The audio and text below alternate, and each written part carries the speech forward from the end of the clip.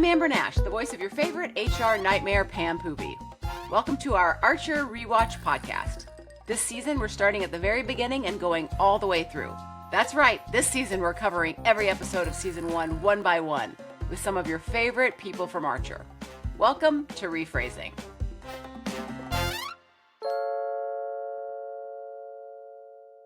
Hi guys, welcome to season 1, episode 10. I'm your host, Amber Nash, and here with me as always we have... Casey Willis, executive producer on Archer. And... I'm Christian Danley. I was an editor on Archer. Together with our guest today, we're going to talk about Dial M for Mother. In the season 1 finale, Archer discovers Mallory and Jackov's dirty secret. However, this brings up more questions like who's Archer's dad? Will Lana ever forgive Cyril? And is this the first appearance of Sploosh? Uta and Manfred are back, and Mallory proves she's still got it when she gets all 6 right in the 10 ring. Today's guest is a director, animator, and cartoonist from Blackshear, Georgia. With over 2 decades of professional experience, he has transitioned from kid doodling in the back of class to a seasoned animation pro. He has worked on hit shows like Archer, Saturday Night Live, and the cult favorite C-Lab 2021, and collaborated with industry heavyweights like Boz Lerman, Jon Stewart, and Stephen Colbert. As a co-founder of Pig Apple, a boutique New York City production company, he's expanded his expertise from cartooning to mastering comedic storytelling, eye-popping motion graphics, and seamless visual effects. His work has reached audiences worldwide, appearing on television and digital platforms from clients including Netflix, Amazon, Apple, ESPN, and Univision. It's Mack Williams! Yay! Yay! Thanks for being here, Mack. Yeah, Mac, thanks. Thanks for having me, and thank you for the very kind introduction, Amber, that I had ChatGPT write for me. Well, Makes me sound pretty impressive. Cool. I noticed you left Frisky Dingo off there. Are you not? Is there something you're not super proud of our production of Frisky Dingo? I am. That is very incorrect. It is left off of there, but I think it's only left off of there because 8 out of 10 times that it comes up, people say, "What is Frisky Dingo?" Oh yeah. Okay. Yeah. I would argue that, and I have said this. I don't have like evidence at hand, but I have said that the thing I am the most proud of in my career is Frisky Dingo. It's the Awesome. like whenever I compare any job to like how creatively rewarding it is, how fun it is, how much I'm enjoying work. Wow. Frisky Dingo remains number 1 for me. Man, that's cool. awesome to hear, Mac. That is so man. cool. And you know, Yeah. Mac, I was talking to my Because husband, I hated Kevin. it. I was talking to my husband, and he was like, "Who do you have on today?" And I was like, "Mack Williams." And he's like, "I don't think I know who that is." And I think it's because you were gone before Kevin got to town. And you Yeah, were probably. a real, like, back in the day, I don't know how old you were when you moved, but you were one of the cool, like, art mover and shaker kids that were always getting into stuff in Atlanta. Like, whatever weird shit was going on, you were probably there. Is this accurate, Mac? I appreciate that. I mean, I would like to think so. I know that I had a lot of fun in Atlanta, like, you know, much like Frisky Dingo were the salad days of work. Like, you know, most of my 20s were in Atlanta. I left when I was 29, I believe. Okay. And so just being young and being in Atlanta and just being a part of, like, I was in the music scene. I was, you know, we were in the art. There was just the art scene, just in town, in that whole, like, area. And I loved living, like, where I lived, where it was, like, really close to everything going on. You know, now when I go back and visit Atlanta and I go visit my old friends, sometimes it's very difficult because they've all moved out to the exurbs where, like, so their kids can go to fancy schools or whatever their reason may be. Right. And so but I tend, when I go and visit, I tend to stay back right where I used to live. Like, I used to live on Somerset, like, so between North Avenue and Ponce, which, like, right by the Masquerade and right by the Claremont and the local. Didn't you also have like a sweetheart rent deal too? Yes. Well, yeah, it was, and so we had 2 friends who lived in this house, and the house got broken into. And there was two women, and they didn't super feel safe there anymore, I guess. Okay. This is just kind of gives you an idea of what that area of town was like back then, and now it's like Ponce City Market is literally a stone's throw away. So, Mac, we had Neil on, and he was the art director on Archer, and I am learning so much about the show that I was on for 14 years that I never knew about, particularly how it was made. So, so you were the animation director while you were there. Is this correct? Yes, Now, that was my title. okay, can you tell us, for you, what does that mean? What does an animation director do, like in broad strokes, for people that don't know? Well, so what I'll do is I'll tell you what an animation director does normally, and then I can tell you what I did on Archer. That's great. So, I mean, I guess technically I was animation director on Frisky Dingo too, but like, I didn't know, it was like sort of by default because Ed moved to New York and I was just there. Right. And so nobody that's really sort of had how titles on Frisky Dingo. We just had places we sat. Right. Yes, exactly. And so with Archer, it was like, I was the animation director. Really what that meant was I was sort of like, the lead animator or the, like assistant director, because an animation director typically would be much more involved with like the storyboards and the like more traditional like directing the action and the camera angles and all that type of stuff. And really Neil handled a tremendous amount of that stuff with Adam.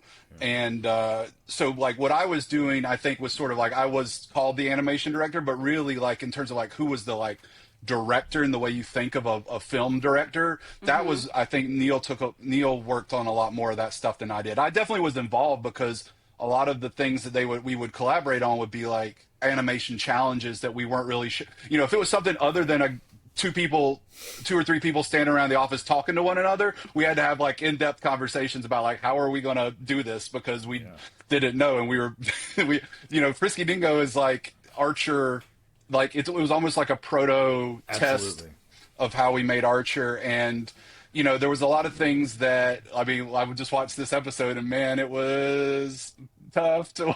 Man, of course it's from 15 years ago, but man, the level of quality from Frisky Dingo to Archer, like you could tell that you guys you guys had graduated. Like this was and like we're talking about titles and the officialness of it. This was like. Frisky Dingo, we knew less about what we were doing, but this was as close to a real cartoon as we had ever made at the time.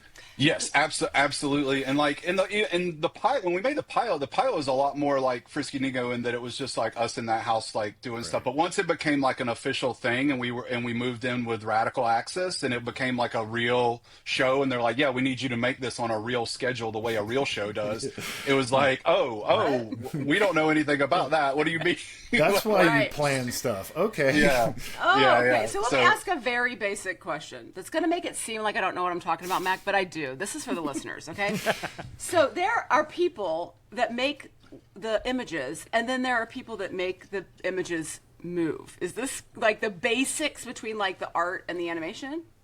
Yeah. And so it's not necessarily weird to be confused about that because there's lots of animation, traditional 2D animation. The people who are drawing it are also making it move by drawing it frame by frame. Exactly. And we're doing digital, what I would call like puppet style animation, where we're putting together almost like a paper doll with like, little fasteners at the joints, and we're just like, then someone draws it, we put it all together with joints, put it into the computer program, in this case After Effects, and make it move. So the style of animation for Archer is very different than most animation on TV. There's a lot of like now that's very, very hybrid. Like if you're doing like Harmony or whatever, it's very much a hybrid between those two techniques. And a lot of stuff you see today has a lot of both going on at the same time in what you're looking at. But Archer was like and then eventually Archer evolved too to like have more 3D stuff. I will say that the After Effects character animation portion of it didn't evolve like tremendously in terms of how it was done, but like the rigs and the things that After Effects could do to take the same techniques and make them look way, way, way, way better improved dramatically. Well, and you guys like squeezed everything out of After Effects that could possibly be had. Like at some point, it needed to become more of a traditional style Harmony because we just like exceeded the limits of what After Effects could do for us. For sure, absolutely. That's so cool. So, Mac, how did you end up with these Yahoos? Like in the first place, in the very beginning, like how did you get the job? Where'd you come from? I was friends with Ed Mundy. Okay. Ed Mundy is the linchpin of the universe. He is the cornerstone of my social and professional life. Mm-hmm. He was best man in my wedding. Ed is great, and so Ed I believe I have the story correct. The details may be slightly different, but Ed answered a message board post on some sort of like Cartoon Network message board looking for interns, and that's how Ed ended up becoming an intern at C-Lab. And I was studying abroad in Italy that summer, and I don't know where Neil was, but the next summer they needed more interns, and Ed is like, I know these two guys, and so me and Neil showed up, and me and Neil and Ed all knew each other from the University of Georgia, where we all worked together on a sketch comedy show for the dorm cable channel, and we were all in the same major in this animation program at the University of Georgia that was canceled while we were still in it. Mac, I remember when you came to C-Lab to do your internship interview. I remember, I remember seeing like baby Mac. You had a suit. You had a suit on and a tie. Oh, yeah. I mean, you looked great, but it was like walking into the C-Lab office where it's just like, we were playing video games. And it was like wearing a suit. Like that's the only time anyone wore a suit in that office ever. Right. I think. Yeah. It was great. That is the only time. Like, I definitely, I remember asking Ed if he thought I should, and he's like, I don't know. What an Ed answer. Oh, that's so fun. Oh, man. Yeah, we've talked to a lot of people about the office, the East Atlanta house, and that it was haunted with pubes and haunted with ghosts, and that it was just like such a horrifying place. But so much incredible stuff happened there, and relationships were forged, and shows were made, and it was such a cool place. It was an awesome place. It just very much like working when I first moved there, like working in Cabbagetown, and then working in East Atlanta, like just by where these offices were, I was privy to like the coolest neighborhoods in Atlanta where all the cool stuff was going on. And it was wonderful because like a lot of my friends are like, they moved to Atlanta and they work at a big office tower in Midtown or downtown or something. And it's like, there's nothing cool going on over there. Yeah. I was working, we would go and walk over to 97 Astoria on Fridays and eat chicken wings and stuff. And it's just like, I just got through, not just through that office, but also I'll credit heavily Christian and Casey as well. Like, Christian, you were so plugged into everything that was going on as well. You were genuinely, you were like a huge influence on me when I first moved to Atlanta. That's kind of you. Thank you. Not just with your the Dad's Garage connections, and you just kind of knew like the cool stuff that was going on, and you were also, I will say, you were very musically an influence on me because you used to play the music in the office. Yeah, thank you. Nice. And so like that's crazy, Matt. Because I loved it. We would go see your band. Like thank you. That's kind of you. Yeah, it was really a fun time doing all that, and I remember like very specific. Like I feel like one of my favorite bands is the Magnetic Fields, and you introduced me to the Magnetic Fields. Thanks. I'll give that back to Matt Horgan. Matt Horgan turned me on to the Magnetic Fields. Well, there you go. See, Dad's Garage. So cool. It all comes full circle. So cool. Okay, let's get to the episode. So in the cold open, Mallory wakes up to a frightful sight of Archer in her apartment. We find out later at the end of the episode why this is happening. Pam is putting up the new fraternization policy that ends on Friday so that she can get banged by somebody right. in the office.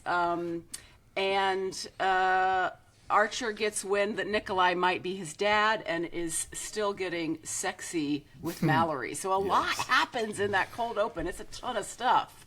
And I wanted to point out, Casey wanted to make a point about that opening shot with Archer in the shadows, because we were talking about graduating to a level of quality in Archer. Mm-hmm. And Casey, I feel like, was this the first time on Archer that we did any type of comp work? Like dramatic lighting and stuff. Right. Yeah, because like that was the thing that I don't think even I understood. Like I didn't even know what comp work was. Like I didn't even know what that was at that time. I didn't know what the term for it was. I knew what it was, and I knew that other people's shows looked better than ours for some reason. But yeah, no, like definitely that was one of it. Maybe not the first, but like definitely one of the times where it was like, oh, we have to have this really dramatic lighting. That all again. The title of animation director was bestowed on me by default, but I did the best I could with it, and things evolved so much too. It's kind of remarkable to me having gone back and just to mention I worked on the finale. So for the first time since Archer Vice, I think, was my last season I worked on it at all, and just seeing, like, you know, just the way After Effects has gotten so much better at all of this kind of stuff it was super helpful to the show. One thing that I remember is in the early days of Archer and even in Frisky Dingo, if you didn't have anything to do, there was always lip flap to do, and that is matching the mouth to the voice. And in those early days, we had like 6 mouth positions. 5, right? Five and a five closed, mouth right? positions. Okay. Much later on, and maybe you saw this when you worked on the finale, one time I was like, hey, I have something to do. Do you guys need me to do any lip flap? There were now like 20-something mouth positions and like subcategories and everything, and I was like, I don't. Yeah, we stopped calling it lip flap at some point because it wasn't like you weren't just flapping a thing. It was like you were really animating. Now you're doing lip sync. Yeah. Wow, and just to watch the difference between episode 1 of season 1 and episode 10 of season 1, I mean, just for somebody that doesn't even know what they're looking at, I'm like, whoa, I mean, it's so different. Like, episode 10, you were like, wow, this is looking very different. Yeah, we had. I mean, I was actually I was watching the episode. I watched the credits and was like, oh, because I couldn't remember like who all was around, like when people showed up, so I was just like, oh, like seeing all these names. I'm like, oh yeah, all these people were really great animators that we picked up from Radical that were awesome and frankly knew a ton more about animation than I did. And so in a lot of ways, I'm handing off so much of the animation to these folks because they were much better character animators than I was. So that definitely, having all these new people that were infused in, as opposed to it being just me and Eric and Ed or whoever else was doing animation, it's like, you know, we learned how to animate on C-Lab, and then we got a little better at Frisky Dingo, and then got a little better. But there was other people that had been like going to school for real, and maybe their major didn't get canceled, and so they learn more animation. I don't know. The do-it-yourself aspect of C-Lab and Frisky Dingo, that was part of the aesthetic. Like literally didn't know. Matt and Adam, when they first started C-Lab, they had no idea. They were just robbing footage from old Hanna-Barbera. So man, at some point we needed an influx of real knowledge into the operation. Right. One of the things that I wrote down that I loved was that when Pam's putting the policy on the bulletin board, we see Krieger's improv flyer.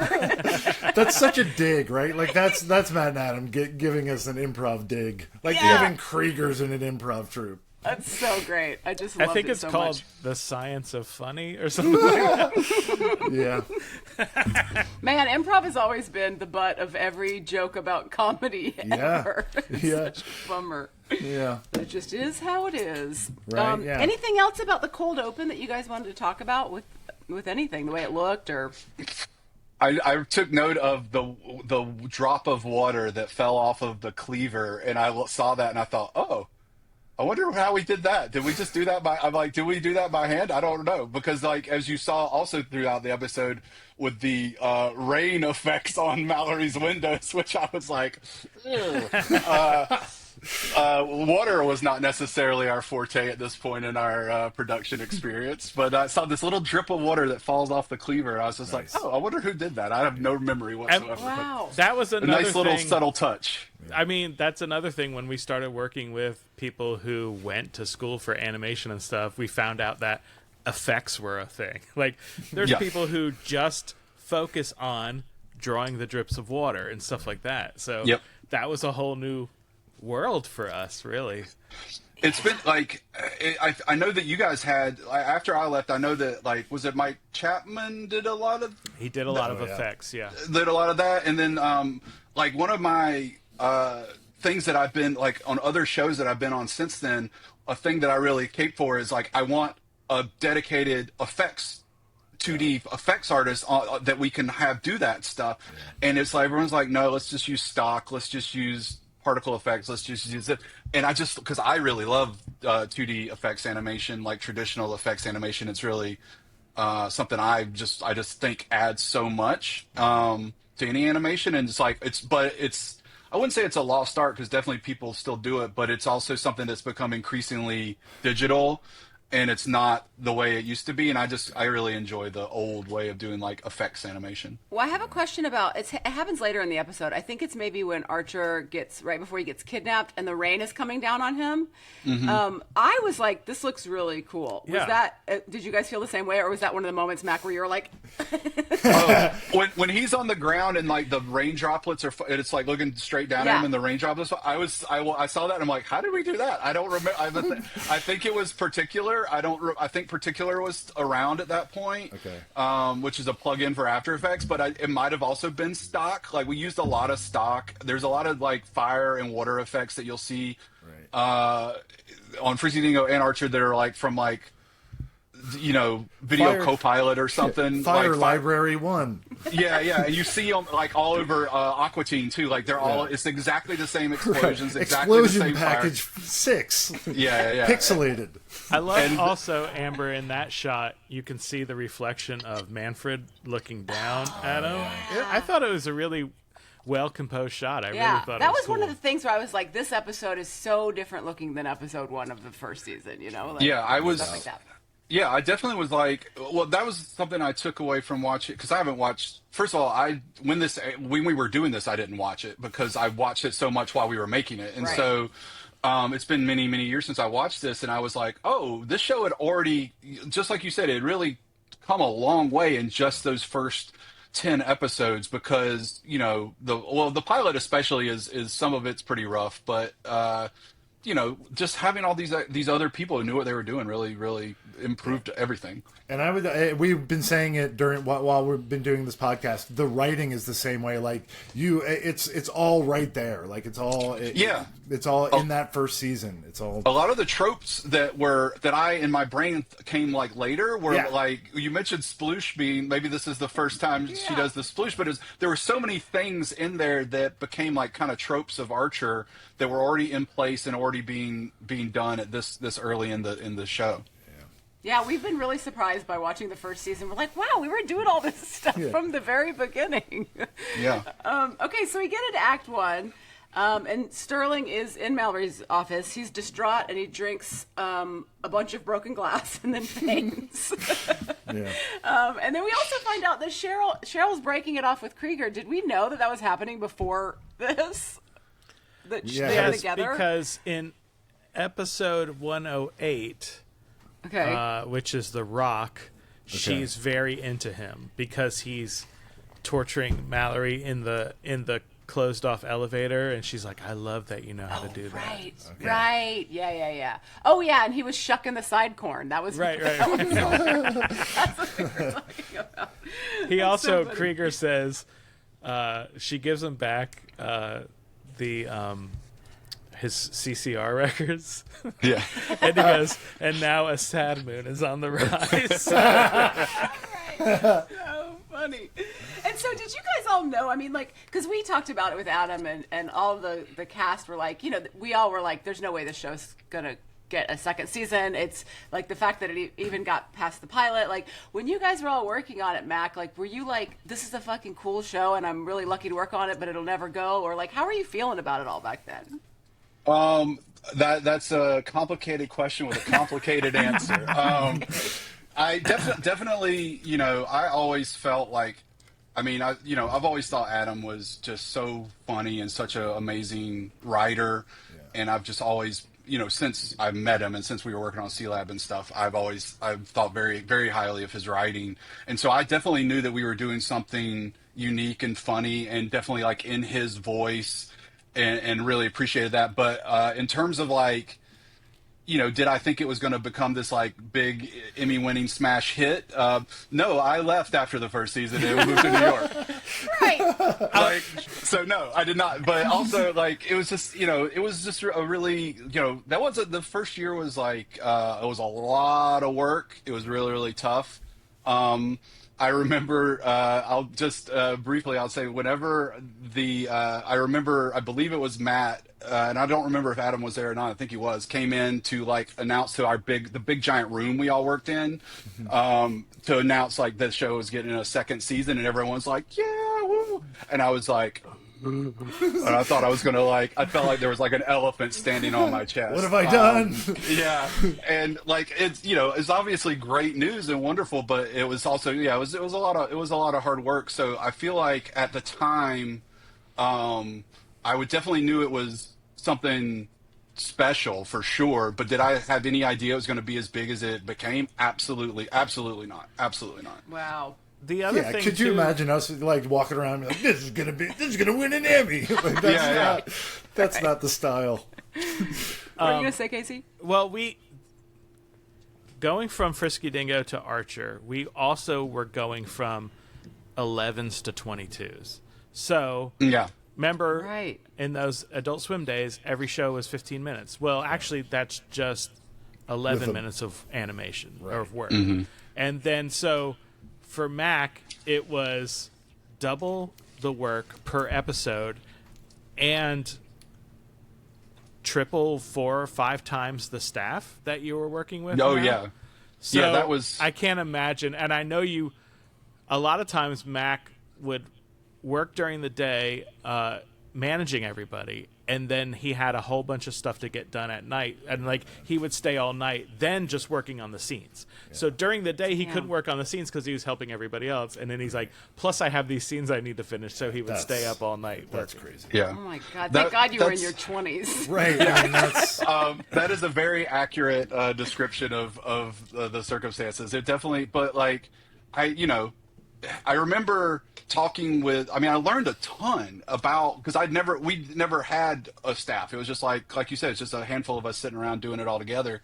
And having a staff and being in charge of people like Matt I remember Matt taking me aside at one point and being like, your job is not to do all of this yourself. Your job is to delegate this to the people who are beneath you who can do it and help you, and you're not delegating enough. Because I was used to handling it all basically myself. Like the last pass of any scene was went through my hands and I touched it and it got rendered off of my machine and all that stuff. And so giving that up, I had a hard time with that. I was also super duper insecure about my own skills, because I remember when we first got to Radical, Jeff Fastener, who you guys ended up working with for many years, he was introduced to me as this is the animation director, and I was like, I'm the animation director. And I remember being really paranoid I was going to lose my job or something to someone who knew what they were doing. I'm like, and so stuff like that was a real learning experience for me that has taken me a long way in directing and doing stuff on other shows and being able to delegate and being able to be a leader, because being a director, a lot of what Casey was just saying is during the workday, I am dealing with what everyone else is doing and making sure they're getting it all done. And then I have to sort of find time to do my work sort of outside of that. And the more that you can let go of your work and delegate and trust the team you've put together, trust the people, it gets way better. And I just didn't I didn't know at that time. I didn't know it. Yeah. And I didn't know those people. They were all new to me. So it's now, granted, you look at the credits in this one, it's all those people were on the show for years, and they're awesome animators who've gone on to do other stuff. And so I definitely learned a lot. I remember, I don't remember the guy's name, but I do remember one time Matt made me fire a guy.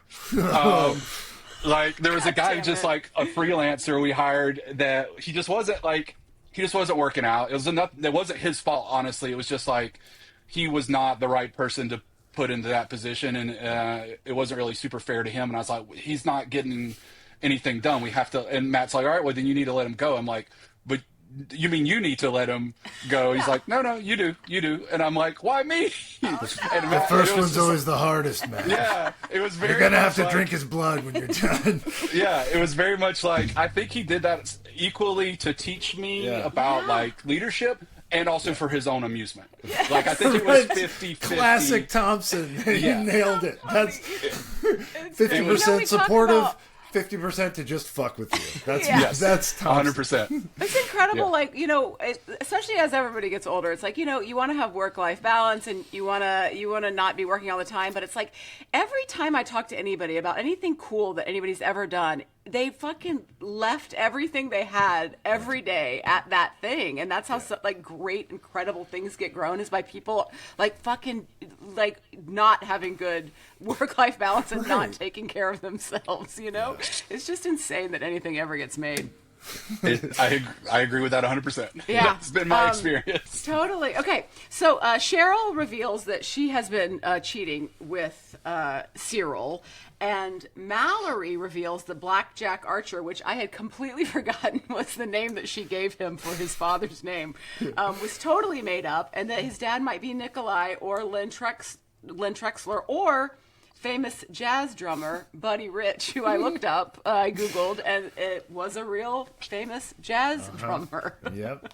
Nice reference. With the teeth, she says. The one with the teeth. That's some classic Adam Reed writing right there. Like, I had to Google Alex Karras, who was mentioned, the football player, I was like, I think that's a football player. I'm not sure. Yeah, football playing is a mere footnote in the career of Alex Karras, my friend. He's the dad from Webster.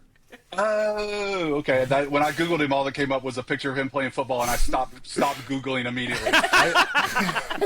I mean, that might be what he's most known for. I mean, I think Mack is just enough younger than us, Christian, that he wasn't watching Webster all the time. Oh, yeah. Plus, I did meet Emmanuel Lewis at a Braves game once. You did? True story. That's a very Atlanta story. Yep, just running into Emmanuel Lewis somewhere. You probably pissed him off. He got mad. Oh, boy. Okay, and then also Pam's making the rounds trying to get Porked, I wrote. I was really proud of that. I'm trying to bring Porked back. Yeah. Yeah, you a fan of the Porky's franchise? The old You know, 80s? I think I was too young for Porky's when it came out. They're really I would imagine. Was that when she was using the puppet to try to seduce Brett? Yeah. That's when she goes, come on, nobody would ever know. Yeah. Yeah, I'd know. Yeah. This is a big change. That's obviously a big change in what Pam's character evolved into as well. Like, that's a huge change from late seasons Pam. Yeah, man. I know, right? But she had to start somewhere. She had to get a body count going in season 1. Yeah. And then we find out that Nikolai plans to kidnap Archer to get his DNA and implant a chip in him. Mm-hmm.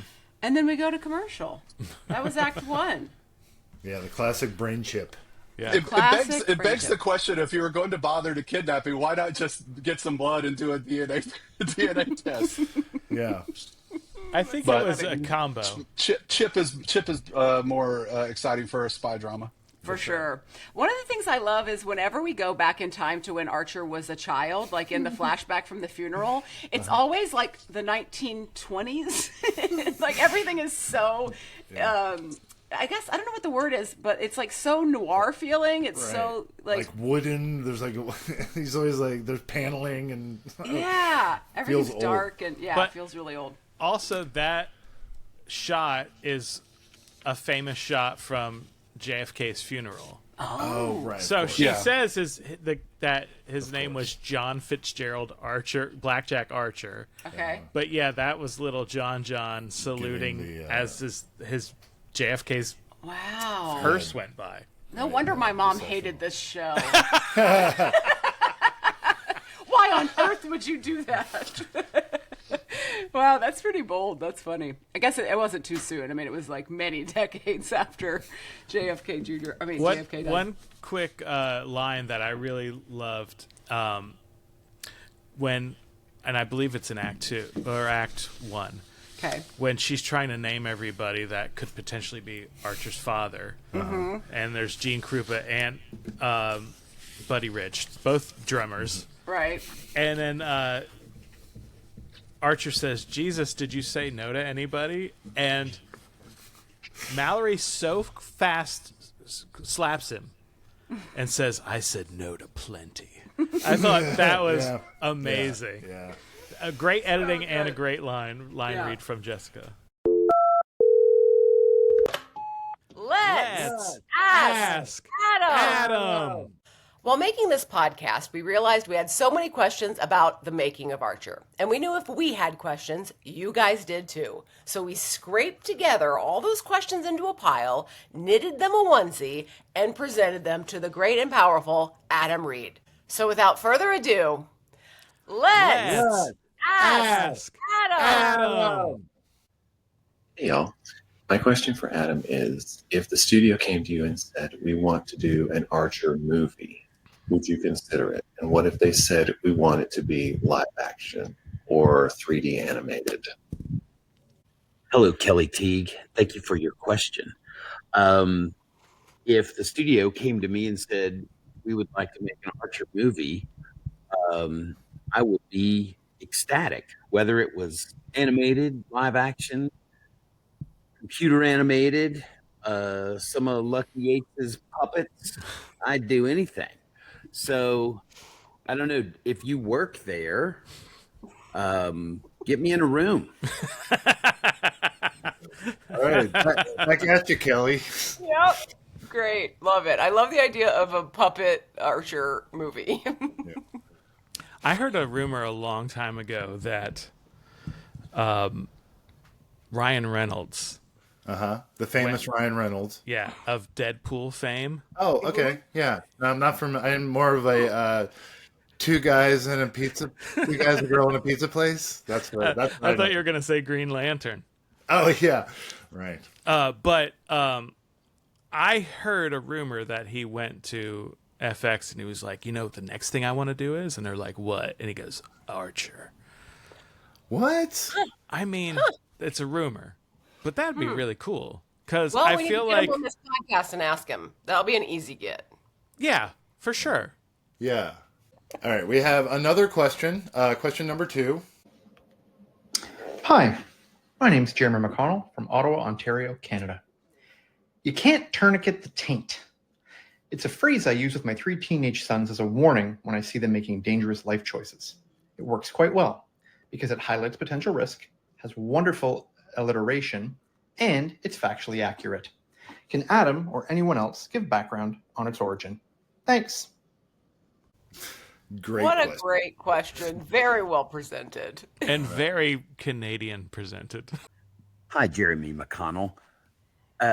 You can't tourniquet the taint is, I don't know if that was a common phrase, I guess not, or if I heard it as a warning from my own parents. I'm glad that you're warning your sons about the lack of being able to tourniquet a taint. I do remember that 2 warnings we had in my family were, if you play with matches, you will wet the bed, and never put anything in your ear except your elbow. Do with that as you will. That gives some real insight into how Adam was created and where his sense of humor came from. Yeah, yeah. The shame of playing with matches will make you wet the bed, I guess. So funny.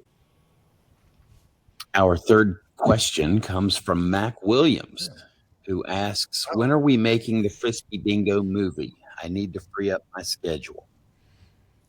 Well. Look who came crawling back with his tail between his long legs. Mack Williams, I would love to make a Frisky Dingo movie with the gang, the original 70-30 crew. I don't know how to go about doing that. I don't know if there is demand that I don't know about. And if so, how we would get whoever owns the rights to Frisky Dingo now to pay us money to do that. Although, that being said, I would actually do it for free. I don't know if that will move the needle for anybody. Also, I still have the same email address. Don't be a stranger. Oh. Nice. That's great. Yeah. I can't imagine a Frisky Dingo movie. That's so funny. Yeah. The bureaucracy. Who owns Warner Brothers? Aren't they about to merge into some giant robot? Is it that frog from the 90s that was on all the Warner Brothers stuff? That damn dancing frog. Michigan J Frog. Yeah, he'd only sing and dance when somebody important wasn't looking. What a dirty trick. That's great. That's so fun. I remember Adam telling me about if Frisky Dingo had a 3rd season. It was going to be based on Killface's planet. Yeah, because Killface goes into space with Xander Cruz at the end. And his mom came down and it's like, you have to come back. That's right. So it would be Killface kind of as, if you know your Henry V, it would be Killface as kind of Prince Hal and Xander Cruz as Falstaff, like the guy who's always getting them into trouble, like, let's do some cool robberies and stuff. Are you asking me personally if I know my Henry V? Because no, just the royal viewers. The royal viewers. I mean, I don't know it. That was Ask Adam, and we had so much fun, we want to do it again. And to do that, we need your questions. If you've ever wondered about a joke or reference or story on Archer and Google didn't have a satisfying answer, send it our way, and we'll ask the man himself. Send us an email at rephrasingpod@gmail.com. And if you're feeling really brave, send us a voice note, and we'll try to feature it on an upcoming episode when, once again, let's ask Adam. Seamless. And now we're back for the second half of our show. And we get into Act 2, and we find out, and so we had talked about this on a previous episode, if Manfred and Uta ever come back, and they do, and we see them here in this they episode. are. Here they are. And we also see Trinette again, and I was like, man, Trinette, everybody always talks about how Pam got the best lines, but Trinette has the best names for people, probably in all of Archer. So good. She uses ass douche, kraut puke, and Nazi shit ass. Right, and it's got to be in that voice, right? Like they really makes those names sing. Yeah. And just shout out to Maggie Wheeler, who is Trinette, and R.I.P. Renee Auberginois, who is Manfred, and shout out to Kat Cressida, who is Uta. Yeah. Oh, and so that also made me think because Maggie Wheeler was in this episode that maybe she was the voice of Scatterbrain Jane, who we hear in this episode also. I remember I was wondering whenever I was watching, I was like, oh, who was that? Like I wasn't sure because we use so many people for voices, right? But yeah, I don't remember. Yeah. So maybe we may never find out. We may never know. Wasn't well documented. If Casey doesn't know, then it's lost to history. For sure. We also see that Krieger is making a robot to choke Cheryl better. And one of the things I love so much, and this is an animation thing, I'm assuming, you guys probably made this choice on your own, is when she says, do you think it's safe? And he says no, like as she's smiling, and it's like pulling her out of the frame. Yeah. It was so funny nice to watch. Touch. Did you guys get to make a lot of choices like that, Mac? Like the comedy choices in those moments? Definitely like the sort of the physicality of it for sure. And then like later on whenever she's like, why'd you stop? And she's like, I didn't say back off. And then even the machine looks offended. Yeah. Like the machine's like shocked by her. Like that would not be in the script. That's a choice that an animator made. I wish I remembered who made that choice. I don't remember, or maybe I mean sometimes Adam will give us notes like that for sure. But that's something I noticed is like even the machine was like shocked by her forwardness. One of the things that we talk about is how great Adam was at scripting action and scripting beats and so like there's an animation prompt right there. Yeah, man, that sounds like somebody just adding some flavor on there.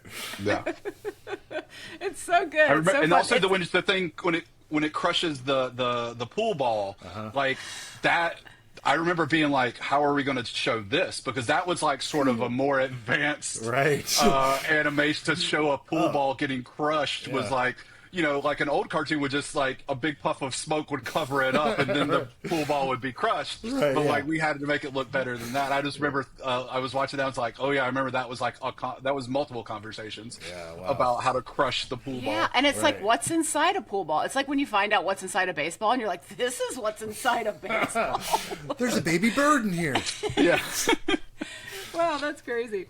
Is it figs or figs that have every fig has a dead wasp in it or whatever? Oh yeah, we bought a fig tree. My wife bought a fig tree, and I had to like do research. I was like, it is the one we got is a self-pollinating fig tree, but a majority of the fig trees you'll get a wasp gets into the thing. It dies inside the fig. It's also what fertilizes the fig, and it becomes what you eat. Its corpse is completely absorbed into the juices of the fig. It's crazy. It's the and same that's thing why with, figs like, are not cashews. vegan. Yeah, exactly. Every cashew I'm grows on imagining an that apple. of a baseball or a pool ball. I'm imagining inside the pool ball is a wasp. Yeah. What Inside about a fig. cashew? Every cashew grows on an apple. Apple, Right, cashew, apple, Yeah. Yeah. But you're not supposed to eat the apple, right? Like that. Well- or do you? You can, I didn't know because this. I think it's in like Thailand and stuff where they grow a lot of cashews. You have to eat it right. You have to eat it right away. But apparently in like Thailand, you can go and there's just cashew apple juice that you can get and all this other stuff. They utilize that fruit. Wow. And all we're eating is like the little top part of it. You can do anything in Thailand. That's great. Okay, so Lana decides that she's got a ploy. She's gonna bang everybody, but we find out she's really just making money off of everybody. Archer gets kidnapped, and Pam is disappointed that she doesn't actually get to have sex with Lana. And something else that I thought was funny is Lana says, Pam, look at me, like when she asks if it's gonna work, and when she says look at me, like she has this perfect like breast like bump that happens and they just like jiggle. There was so much breast movement. Who'd we talk to about this? I think we talked to Neil about it. In Skytanic, there's a lot of gun firing in underwear. So. Yeah, and again, a choice an animator made at some point. Yes. Yeah, now you could get those breast physics simulations a lot better with all of the advancements in After Effects these days. Like you get some mesh warp, some puppet pinning. Yeah, it's going Not to back look way then, better. man. Somebody had to that go was just- frame by frame and make that happen. It's so funny. We also get the great line out of Gillette. Girl, please, nobody's that gay. Yeah. Just so ridiculous. And it was crazy to see so many people worked at the office. I was like, who are all these people? Yeah. I loved recognizing people because we use so many real people's faces. Like whenever it was all these. First of all, yes, we never showed that many people working there, but because it was a lot of work to have a bunch of people standing around and doing stuff. Right. But I recognized like Eric at one point, and definitely obviously Neil has his character Brett, and then like. Sam was in there, and Brian Fordney, and some other folks were in there. I was that was always nice to you see the familiar faces. Totally. Yeah, we called those drones, right? Because then back in the C-Lab days, it was a C-Lab drone, but then that transitioned. So Neil was the model for Brett, but did he also voice Brett? Yes. Yeah. Okay, great. So it's just Neil all around when you see that character. Yeah. Yep. Oh, fun. Okay, so in Act 3, the chip in Archer's brain doesn't work all the time because of satellite troubles and cell phone interference. All the dudes are telling Cyril that they boinked Lana. That's another one I'm trying to bring back. Boinked. Yeah. I think you might like the Porky's franchise. You think so? No. I'll get back to you. I'll let you know. Okay. We'll do a bonus episode where we talk through a Porky's movie. Okay, great. A shameful bonus episode. And we had she gave him a Jean Hathaway right on the chest. If I may make a small correction, it's a Jane Hathaway. Oh, Jane Jane Hathaway. Now, did you guys, was there internal knowledge as to what this was, or was it never discussed? I don't remember. I was like, what is that? I don't remember us even talking about that. There was this. The only thing I could remember was at the time we used to go to Moe's and Joe's every Tuesday and drink $3.25 pitchers of beer. Yeah. And there was this very pretty girl who was there almost every week with the same group of friends from I presume Emory students. And there was this girl, and she looked like the actress Anne Hathaway. And we always referred to her, this stranger who we never had the courage to speak to for many, many months. We referred to her as Anne Hathaway. And then I think, if I remember correctly, eventually Neil actually had a conversation with her and was like, she's super annoying. Yeah, it sounds like Neil would be the one to have the courage to go up and initiate the conversation. That sounds like classic Neil. Yeah, Mac and Ed just sat back and watched Neil. Right. But yeah, I don't remember. That's the only thing I could think of with what a Jane Hathaway was. Jane Hathaway was like, is that a character name from some other property? There might be a trivia question about it. All right. Okay, we'll save it. Is that Clearly, that's not going to get any points. And then we hear Ubelmott from Archer, which I was like, that could have been another great name for this episode, because he just keeps saying "kill mother" in Russian. I'm guessing that's Russian for "kill mother." Yeah. Cyril's gone off the deep end. Lana's made 20 grand. I remember, actually, there's very few times that I remember recording like specific things in the booth, but this I remember because it was the first time that I got to like get emotional, and it was Pam saying that she's a desirable, full-bodied woman and no one will have sex with her, and that she has so much love to give. And I remember it being like, okay, like I gotta like really bring it on this, and like I gotta do a good job, and I gotta have some emotion. Oh, nice. And I'd only ever done comedy work before, so it was it was a very memorable experience in the booth. Yeah. I think right before that is a great line too, with I can't get my beak wet. Oh yeah, I love that. Oh man, yeah, that's a great one. I say that one a lot. Yeah. That's so funny. That was great. Yeah, so great. And I remember too, like you guys were so great at like directing and getting, because we never like belabored anything. Like we would always get about 3 reads on just about any line, unless there was something really important. So you guys were so good about getting us like exactly what we needed to get the line that you guys wanted. And it was like, because I was only ever in the booth 45 minutes maximum to do any episode. It was the best job ever. Yeah, sounds pretty sweet. It was pretty sweet. Yeah, that's what I always say to people. People are like, what was it like working on Archer? And I was like, I don't know, because we didn't do shit. Like, you guys were like slaving away at the offices, like working so hard. You'd go in and you'd think it'd be like this really fun, like magical world of color, and it's just all these like really tired people hunched over computers. And it took us no time to record. I have to say, episodes. And I don't know, Mac, if you've done much VO directing over at Pig Apple, but a couple sessions is fine. But if you try to stack it all on the same day, which we did a lot, active listening is really exhausting. And so if you have like 2 or 3 or 4 hours blocked out to do VO records, at the end of it, you're shot because you're just like, I've been listening and trying to be supportive to people for 4 hours. I'm exhausted. It's super hard. I have not done a ton of it, but in the limited stuff I've done for Pig Apple, it's you nailed it. Like active listening, it's so difficult because like it's so easy to just hear them say the line and be like, well, that sounded fine, but like it's often not fine, and have, and like unless you want to like call these people back and get them back in a booth and all the complications and costs that is, you really want to make sure you get it right the first time. But it's very much active listening.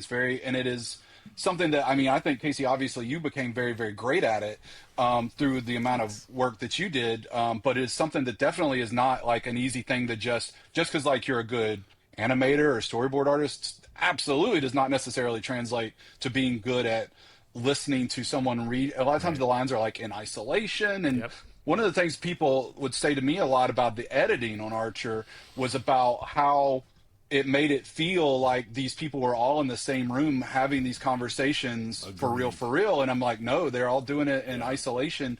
And to be able to get that level of like smoothness and quality and just seamless editing, which is, it's as much of the editing as the VO takes, I think is really impressive. And I think that's something that people I think that's something people talk about with Archer as being like Archer being one of the best at doing that.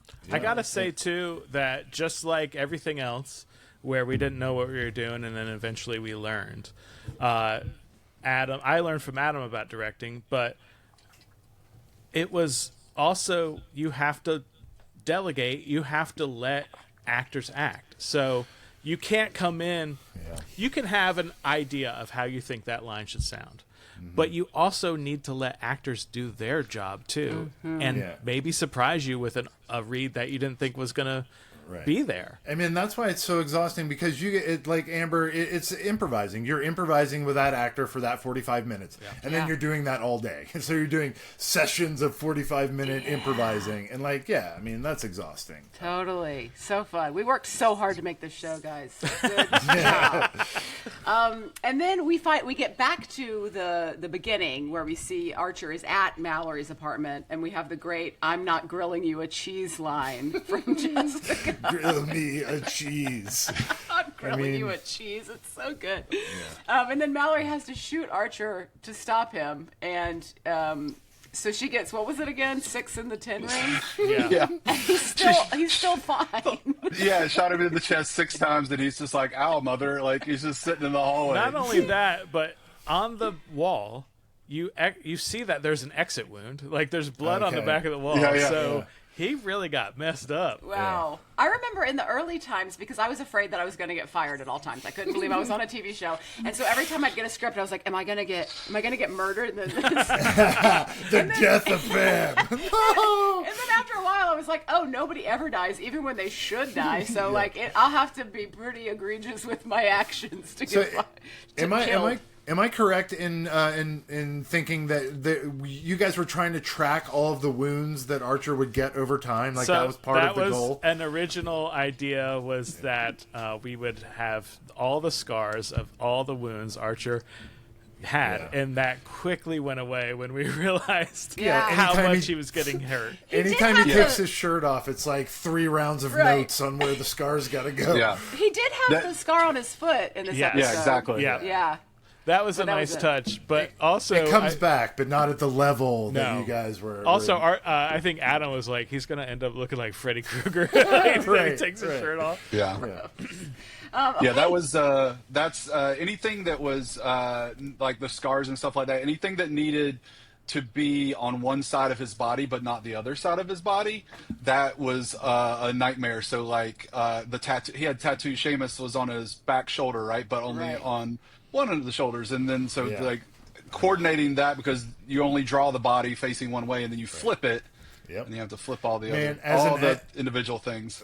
Just speaking as an editor, which is like one of the last stages of the animation is putting all the clips together. There would always be a pocket flip that we'd have to stay. Oh, we got to re-render scene 21A because the pocket's on the wrong side. I still have stress dreams about which way a man versus a woman's clothing buttons, like because Adam was like, he wanted the women's clothing to button the correct way, which is the opposite of the way a man's shirt would button, and so like there was like button flips, pocket flips, tie clips, I believe, maybe. You know, Adam, the fly on his pants had to flip. I mean, it was like. Adam kind of apologized for how harsh he was about that stuff, but that's part of what made the show so great. Was that it was specific, man, and everybody was trying to be as specific as possible. I don't believe I've received that apology. If you could help me that. All right, well, we'll see if we can get it in writing. I can say too that like I don't know when it was. Maybe it was after the first season of Archer. Adam did an interview with GQ. Oh, cool. And the guy from GQ was like, one question, why do your tie bars go all the way across the tie? It should only go 3/4. He comes back, he's like, all tie bars need to be redrawn. This comes down from GQ. Oh, wow. Because that would have just made it so much easier to not have to have... then they don't need to be flipped. Right. Fuck, wow. Okay, so that is the episode. Now, Mac, it's time for... our segment of trivia with Casey. But first, Mac, before we get into trivia, I need to let you know what your points are going into trivia. Okay. You have 72 points going into trivia already from this episode. Oh, wow. Okay. Awesome. Yeah. That's competitive. It is competitive. It's a competitive going into trivia score. Yeah. Okay, good. I expect to be competitive with some of the other guests. That makes me really happy to hear. Mm-hmm. Good. Aisha went in with like over 80 points in trivia, but you're pretty good. Pretty good. All right. Our first trivia question. Archer says Mallory told him his father was John Fitzgerald Blackjack Archer. Mac Blackjack Mulligan was a professional wrestler and father of 2 other professional wrestlers. Who were those professional wrestlers? Oh, man. I know. Okay. Blackjack Mulligan. It's not Orton. He's not Bob Orton, is he? No. Similar? No, he's not. Blackjack Mulligan's. Oh, is it Barry Windham and Mike Rotunda? No, they're not brothers. What are they? Barry Windham and Barry Windham is correct. Okay. It's not Mike Rotunda because that was like his Mike friend. Rotunda married into the family. Yeah. Barry Windham and who was? I mean, it was probably like Blackjack something Jr. or something. It was Kendall Windham. Kendall Windham. Yeah. Okay, I got one. All right. Barry Windham. That was pretty, and I liked how you worked it out, man. We've discovered that the guests that work out the answer, do the math, are the most successful. So good work. So I got half. It's like half credit. Do I get a half a point? What did I get for that? That's up to Amber. At the end. Yeah, I mean, we don't know. Amber got a crazy scoring system. We don't. Yeah. All right. Brett says that Lana gave him a Jane Hathaway right on his chest. Mm-hmm. Who was Jane Hathaway? Now, we already kind of discussed it a little bit. Mm-hmm. Was Jane Hathaway, was that from Beverly Hillbillies? That's correct. Wow. What character on the Beverly Hillbillies? Miss Hathaway. Yeah, obviously. Yes. What was Miss Hathaway's job? Yeah, well, there you go. You kind of got it. You gave a little tip there. What was her job on the Beverly Hillbillies? Yes. Was she like the assistant to the guy that ran the bank or whatever, the businessman or there whatever? You go. She was the banker. Wow, she you're was doing the banker. really well, Mac. Yeah. She was played by Nancy Culp. So my theory is Jane Hathaway has something to do with a bank shot off of your chest. Okay. So because Jane Hathaway was the banker. Okay. Wow, that'd be awesome if that was the case. Okay. Yeah. Some skill involved. Lana tells Pam she'll have sex with her, but she's going to pretend she's Alex Karras. Okay. And we talked a little bit about Alex Karras. The famous Alex Karras. He was a football player and an actor. What team did he play football for? Ooh. Professionally. I just looked it up, and now I didn't. He played for. I just looked at it, and I don't remember. I didn't take note of the team. Was it the Baltimore Colts or something? It was the Detroit Lions. Oh, wow. And then we talked about what famous 80s sitcom he was played in. Mm-hmm. Webster. And his character's name was Mr. Webster Sr. He was George Papadopoulos. But Webster's before Webster's like just before my time, so I didn't. Okay, but also Alex Karras was very famous for a role he played in Blazing Saddles. Do you remember his character's name in Blazing Saddles? Wait, was he Mongo? He was Mongo. Yes, excellent work. Okay. Yeah, with a heart of gold. Yeah, we discover Mongo has a heart of gold. Wow. That's all. Oh, that's not all. I have one additional question. Mac, do you have anything you'd like to plug? I do not currently have anything that I'd like. Well, you know what? Actually, new attractive 80s women music in 2026. Wow. Nice. Oh, that's Glad great. to hear that. I think that might be the very first public announcement of it. We got together for the first time in like 10 years, Awesome. like a month ago. Yeah. And we just like jammed out like 3 songs and recorded them, and we're gonna do something with them and maybe play some shows in Atlanta in next year, early next year. awesome. Fun. That's my band. No one knows who that is. Mac, I remember fondly going to Mulligan's to see you guys play. It was always a blast. R.I.P. Mulligan's. Man, R.I.P. that place Mulligan's. was awesome. What a weird bar. And Mac, before I forget, I want to tell. I know you've done so much stuff with Pig Apple, but man, the Get Down, I really enjoyed the Get Down. I feel like it was really underrated, and especially the animation portions of it, I really enjoyed. Man, it was really. Thank great. you. Yeah. Thank you. That was a lot of fun. Yeah, that was like a real, a very unique, creative experience to work with Baz Luhrmann on that was very, very cool. He was like extremely, very, very hands-on and super duper involved, and it was really, really fun. He was such a he was incredibly collaborative.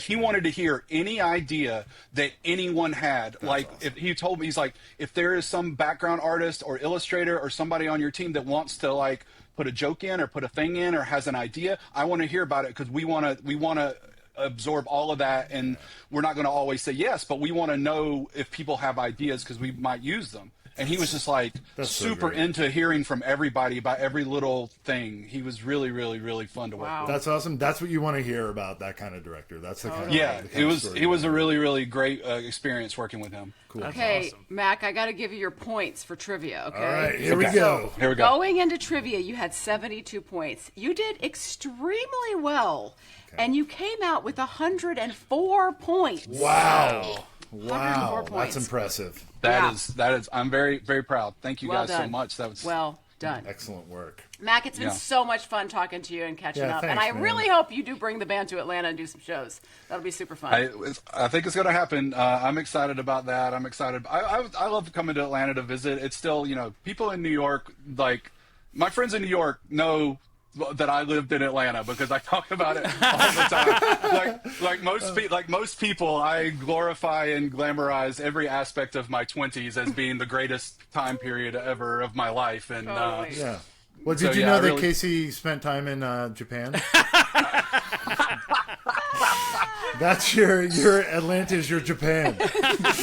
Yes, indeed. That is exactly accurate. Yes. Awesome. Thanks so much, Mac, for spending time with us today. Awesome. Thank you guys so much for having me. It was really, really fun. Good to see all of you. Thanks, Mac. What a great season of rephrasing. We're so excited to come back for season 2, which has a whopping 13 episodes. So we have a lot of preparation and recording to do, and we will return on May 5th, 2026. I know that seems like a long ways off, but don't worry. We have lots of surprises and bonus episodes that we'll be releasing once a month until we return. So keep sending us questions and tell us what you want to see in season 2, and we'll be back on May 5th.